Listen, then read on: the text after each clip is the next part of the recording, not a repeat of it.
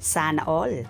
Janine, ibinunyag at inirampa ang sekreto kaya lalong na-inlove si Eko.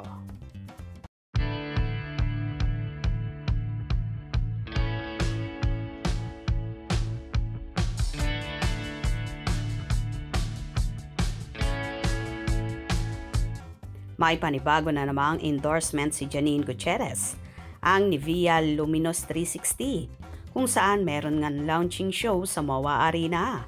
Ibinandera nga ng dalaga ang kanyang skin kung bakit so fresh at young tingnan ang actress dahil sa Nivea na isa nga sa everyday use na pampaganda ng dalaga.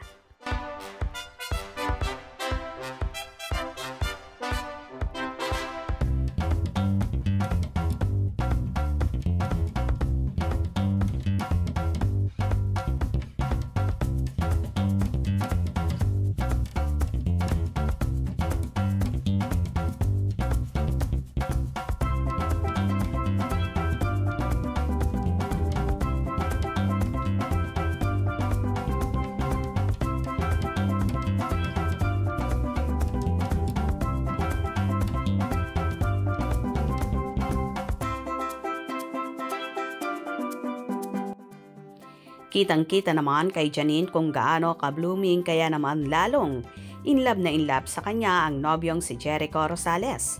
Iba talaga kapag walang stress at hindi pressure sa maraming bagay.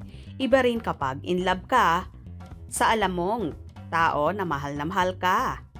Dahil lumalabas sa aura ni Janine ang pagiging blooming at so fresh palagi na akalain mo ay teenager sa kanyang younger look.